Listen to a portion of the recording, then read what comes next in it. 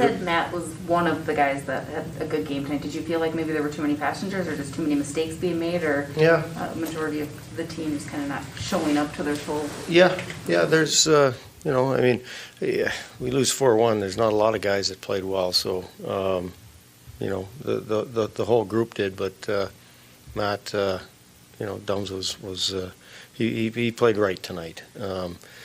You could go right through the roster, obviously, and you could pick and choose, but on the whole, we did not have a good night. And with that, welcome in late night edition, Judd's Hockey Show. As Dean Evason just got done talking about their 4-1 wild loss to the Sharks at home tonight. Zolgad and Declan Goff. And, let's just say this. I think her question, the question asked by our friend Jesse Pierce, who does a very good job covering the Wild for NHL.com, and of course is part of the Bar Down Beauties podcast, where she said, are there too many passengers? Well, the answer tonight was absolutely positively. The Wild is still off to a good start. This does not mean that I am souring on this team, Declan Goff, but coming off a road trip in which they went west and won, 2 or 3 games, and played pretty well.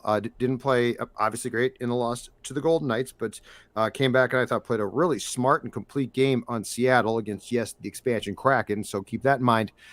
This game tonight featured a lot of players who basically said, I'm going to watch Joel Eriksson Ek. I'm going to watch Dumba. I'm going to watch Foligno. And I want to start with the number one guy here who did that, because I'm getting a little tired of this act. It's appearing too much. Kirill Kaprizov, -2 on the night, 2 shots on goal. Let me just set you up with this compare and contrast or comparison, Declan. Okay. Kevin Fiala had an assist tonight. He had 4 shots. A lot of guys didn't have great nights.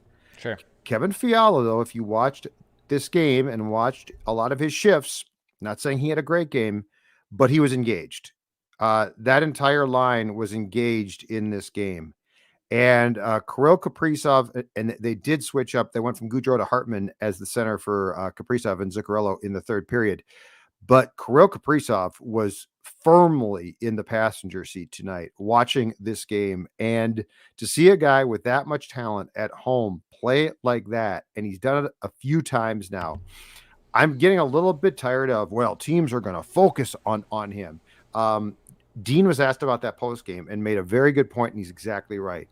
You think teams didn't focus on him about 10 games into last season? Right. It's not like teams were like, what do we do about 97? We're not going to be, it's going to take a whole summer for us to figure out what to do. Teams were focusing on him, and the coaching staff knows this, last season. So this is not new. What is disturbing and what is new is the lack of participation that we're seeing from Kaprizov at times. I am not disturbed if you're being shut down. I am not disturbed if you are trying to overcome something, but unless he's hurt and we don't know, there are far too many, in my opinion, of games and periods like we saw tonight, which is, watch 22. For all that we complain and moan, right? Like he didn't deserve the contract, and so he's going to have to work hard. Kevin Fiala, I think, has spent a lot of this season so far working pretty damn hard and not getting a ton of goals, but working. 97 got the contract, and again, unless he's hurt, and if he is, we don't know it. I am less than enthralled by the lack of consistency and in and out, and the excuses are starting. I'm not concerned. I'm not worried. I am leery of what I have seen to date, and again, I was not very pleased with what I thought was at least 2 periods of an awful game, and a third period where he's like, I'll sort of re-engage. Yeah. To go back to the beginning point, it did feel like just a bunch of passengers watching by for 60 minutes. Not really at any point were the Wild in control of this game. It's not a good Sharks team. I know they got off to a great start this year. I think they started 4-0, but coming into this game, they've only won 3 of their last 10. A gimme game. A gimme game at home. You're rested. You should be ready to rock. The Sharks are on game 4 out of 5 of a road trip. This should be a pretty easy game. Brent Burns, for God's sakes, was sitting courtside at the Timberwolves last night. Like there's no reason why you shouldn't be able to win this game at home. And unfortunately, they lost, and look, that happens. I don't think that just because they lose this game, it derails or it shipwrecks anything by any means, and none of that will be said by us either. But to your point about Kirill kind of just having a blah night, that can happen, and that's going to happen. But it definitely feels like he hasn't been as special as he was last year. It doesn't mean he can't be still the special player and be the MVP and the most important player on this team, but there just seems to be a little lack of oomph, of the it factor that we saw in the 56 game season last year. Mm-hmm. And even going back to the playoff series against Vegas, where he had chances, and analytically he was fine in that series too against the Knights, but he didn't score the big time goal. He didn't come through like he did throughout the course of the regular season when his team needed him most. It's not a cause for panic, and it's definitely obviously not a, hey, why did we go back and can we undo that contract? No one is saying that.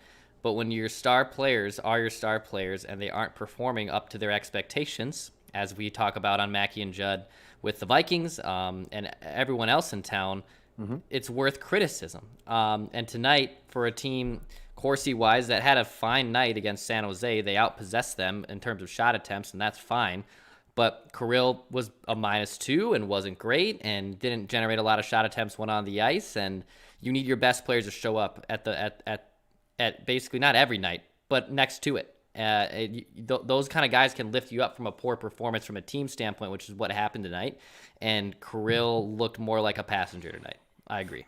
Yeah, and it disturbs me that I feel like we have seen this too much. If this was the first game, like if he was going to have a bad game every 15 games where he just sort of, I'd be like, well, that's not ideal, but I guess I get it. It's a long year, right? But Dex, it feels like this is a reoccurring theme, and then he'll be engaged again, and then he won't be. And yeah, he is supposed to be, and he is now being paid like a star player. And you can't go down the path of, well, he's being focused on now, so it's not fair to it. He's being paid like a star player, because what are star players? What treatment do they get? They get focused on. So it's complete nonsense when you defend an effort that is not there. It's a different thing if he was truly being shut down. It's a different thing if he's hurt. We don't know that. But I'm going to, until I'm told that he's hurt, I'm going to assume he's absolutely fine. And I'm going to assume that we're getting this player who is like turning it on and off at times. And Dex, I mean, I believe he's still stuck at 3 goals. This is a guy a guy that should be at least largely, I think, a natural goal scorer. And I guess I'm also a little bit frustrated because he and Zuccarello, no question, have something special at times. I get that. I get the passing is great. And the power play goal against the Yotes was unbelievable. Pass, score. Just great. All of that being said, I feel like if nothing else, Kirill needs a kick in the breezers. And breaking him up from his passing pal might work. In fact, I dubbed before they put Hartman with them tonight, and Goudreau was there. I dubbed it the Phil line, PHL, pass happy line, because everybody just wants to pass and everybody wants to make a nice play. And yeah, it's I think you put it perfectly when you said that there's a lack of oomph there. There's a lack of drive there. It's like Kirill spent last year during the regular season, which, was great. He spent that time proving that, hey, I'm here. I belong here. I can be a dominant player. And I was all in. And that's great. But I'm not going to continue to parrot the Kirill Kaprizov line if we're now going to get a player who plays like, sort of proved myself last year. And, so now I'm back and I got paid. That's not acceptable. Tonight from his end was not acceptable. And that bugs me because 1, people paid to see him and they pay a lot. And 2, he owes it to the team to work at least as hard as what Fiala did. And you know what? Fiala didn't score. I get that. I'm not saying you have to score.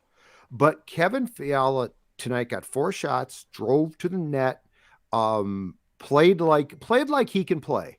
And I feel like he's done that quite a bit, and I feel like Kaprizov has not, and that bugs me. It bugs me because I bought in here, and I didn't expect this many games in which he just sort of glides around the ice, and that there's really, unfortunately, a lack of overall urgency, and I want to see that at least kick in more, because with his paycheck now, he owes the team that at the very least. And that line, if he's going to be left with Mats, that line needs to get things going. Like, you need that line. Those top, the Eck line tonight, for the most part, I thought did their job. They provided a spark. Eck had a ton of chances. Again, your guy had 4 shots on goal. So they were doing their job. And what started off as the Gaudreau, Zuccarello, Caprizov line flat out did not. And that's disappointing, and it's not acceptable.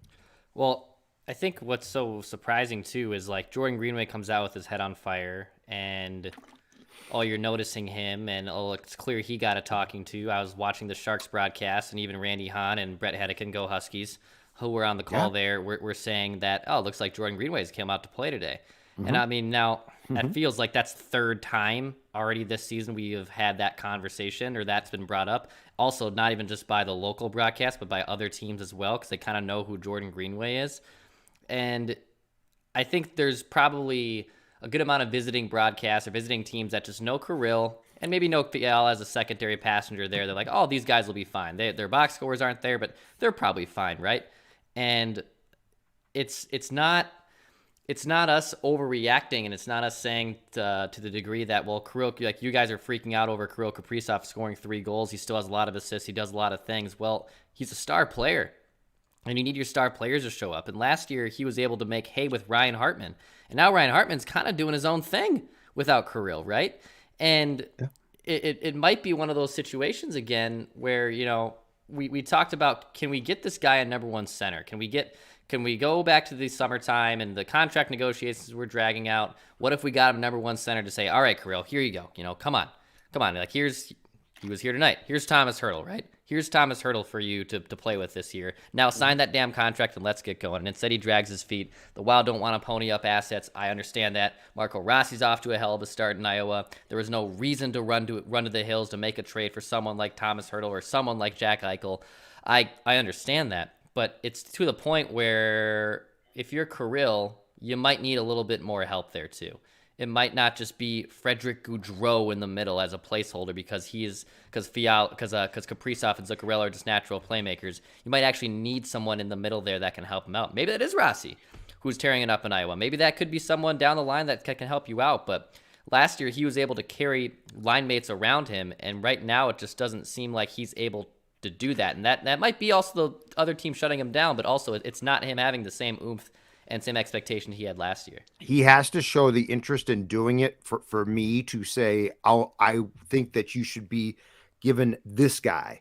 The reason why I think that the two of us and, a ton of fans of this team as well, the reason why that we were all on the same page last year was because Kirill deserved that. Like, he was playing great, and you thought to yourself, oh my God, if they got Eichel, right? Like, it's going to be a different world. He's not playing like that now. Like, this is on him too. And I don't know what's up. I don't know why it's like he and Mats now have a pact to pass the puck. Let's just pass it back and forth. Mats took a shot tonight from approximately, I think, the blue line. Okay. It was in the second period, if I'm not mistaken.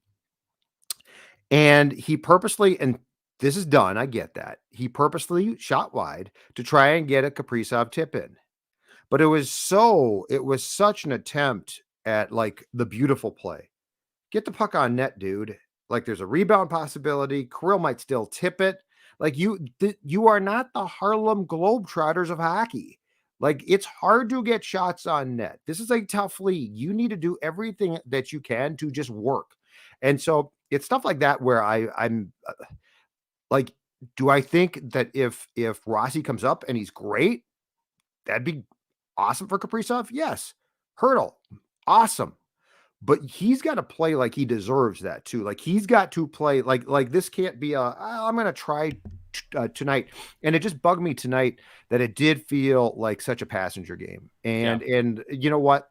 They played the Dallas Stars and Ryan Suter on Thursday could totally change. I get that. I don't think that we're going back to the old team, the 2015-16 Suter, Parisi, that group. But I do feel like tonight was oh boy, let's assess this, because you can't have the Eck line work hard.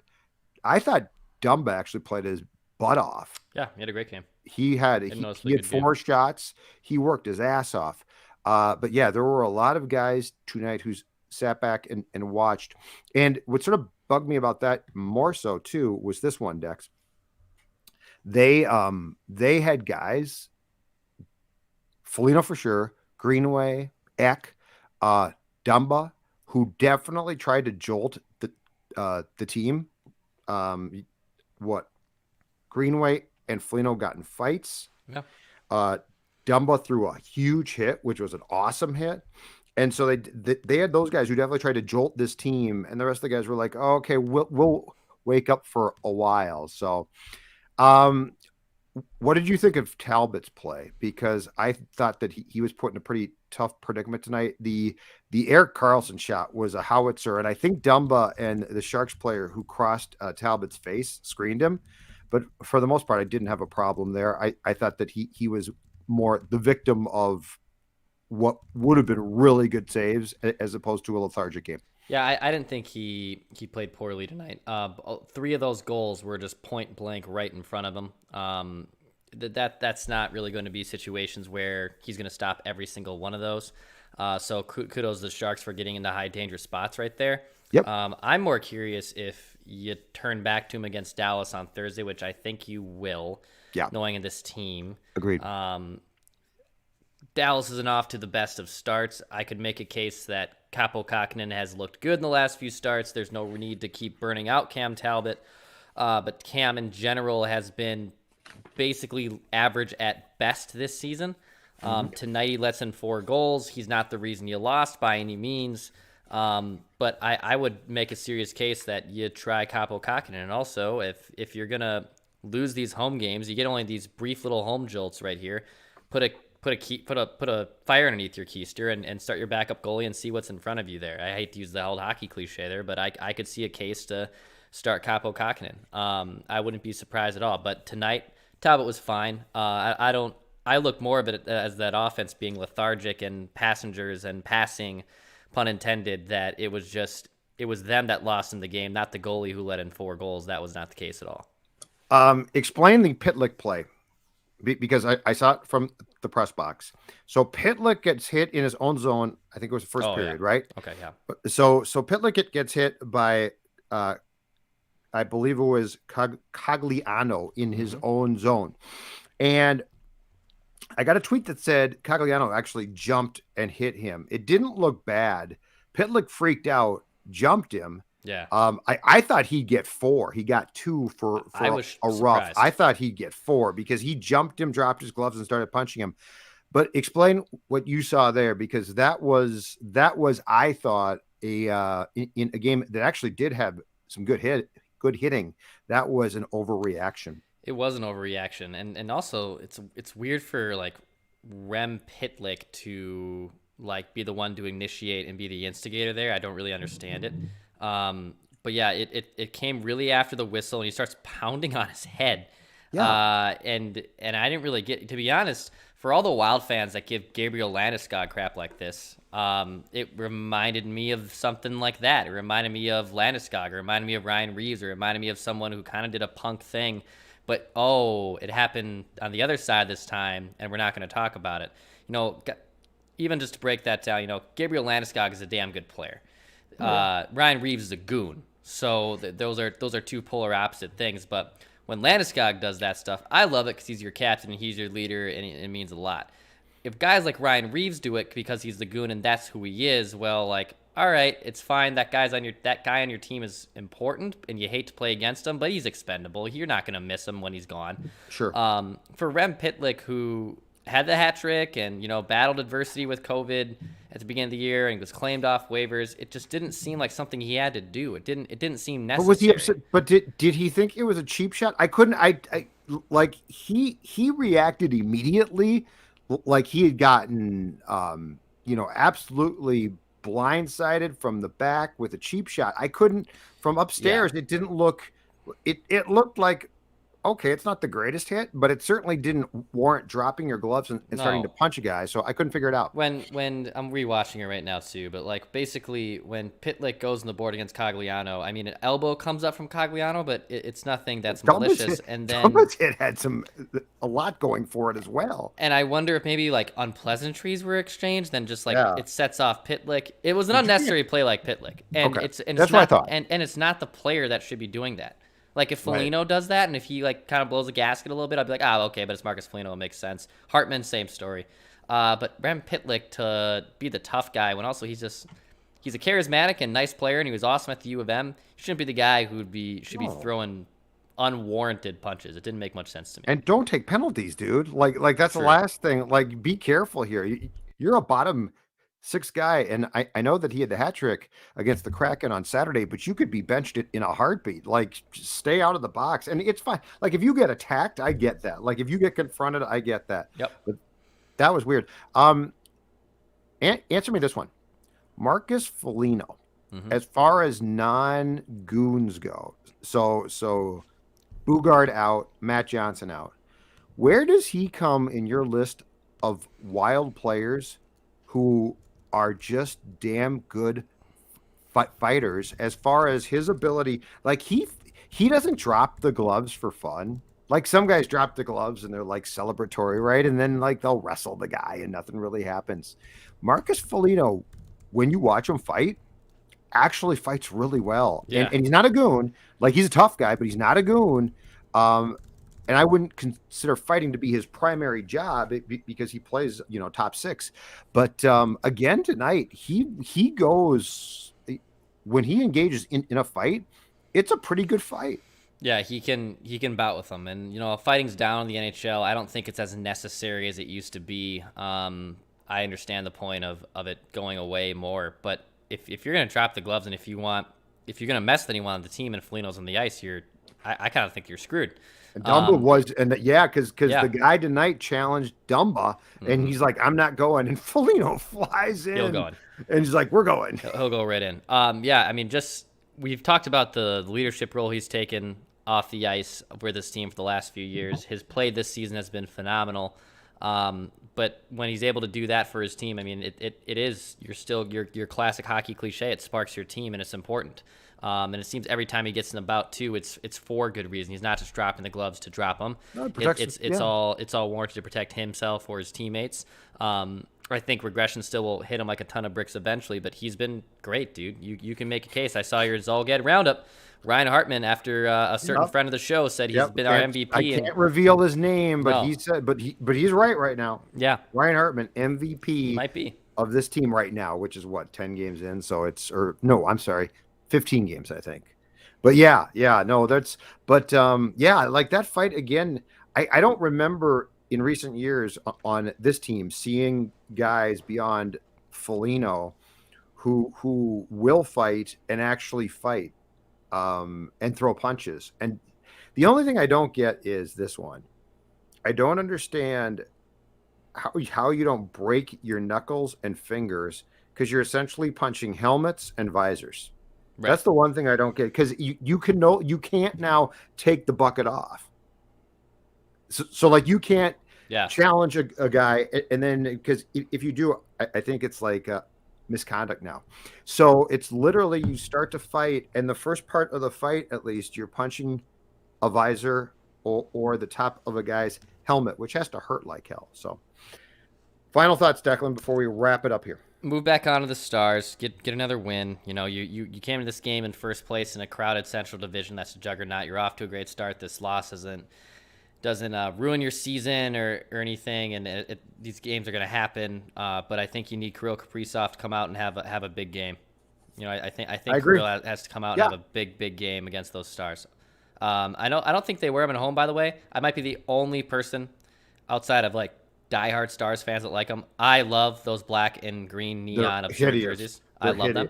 So if you want to wear them just for me, because I'll be back at the rink with you on Thursday night. I love those things, what's man. What's wrong with you? Those they look like D-Generation X. They look awesome. Hockey. That's an affront to the sport of hockey. You know what? Keep it in wrestling. Okay.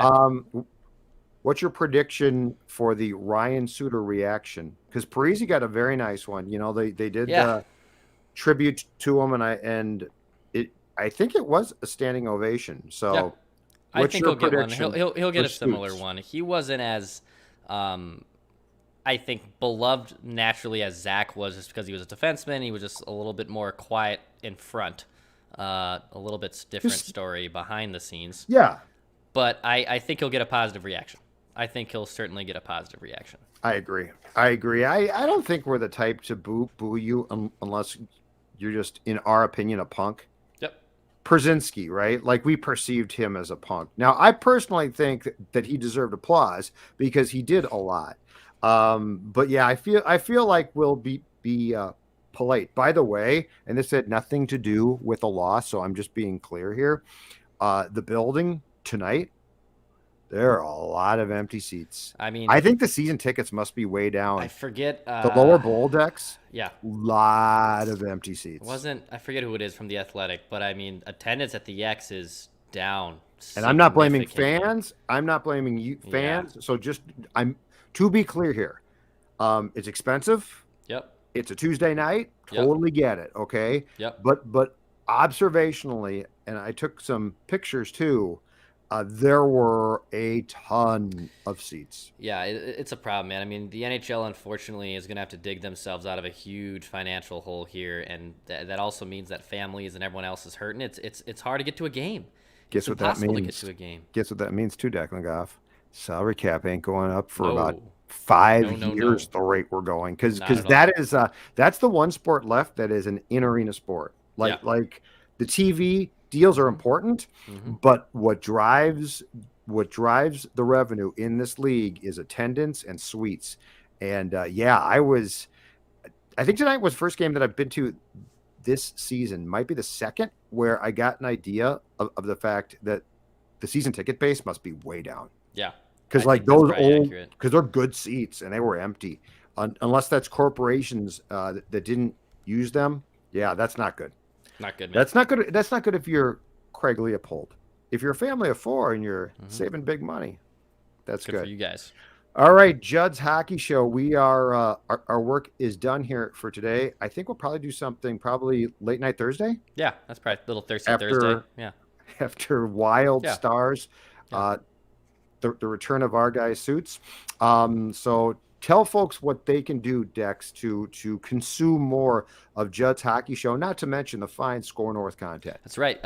If you want more Minnesota Wild content, hit the like button, hit the subscribe button right here in our Score North YouTube channel. We are knocking on the door of 10,000 subscribers on this YouTube channel, which is a big thanks to you guys. We basically launched it from scratch a year ago at this time, and we've already built 10,000 subscribers. Not really too shabby for a couple puckheads like us, but you guys have helped us drive that, so hit that subscribe button. Also, here in like literally 15 minutes, Judd, myself, Realistic Randy will be on our Purple Daily YouTube channel to talk some Minnesota Vikings. Yeah, Judd and I don't stop. The grind does not stop.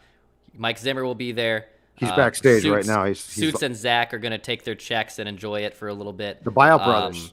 But subscribe to Purple Daily Podcast for Minnesota Vikings content right here on our Score North channel for Vikings, for Wild, for Wolves, for Twins, Mackie and Judd related content. Write that down tomorrow. Apple, Spotify, scorenorth.com. Check us out. We appreciate you guys. Judd, we'll be back on here in like 15 minutes. Settle down. Okay. Bash, shoot, score.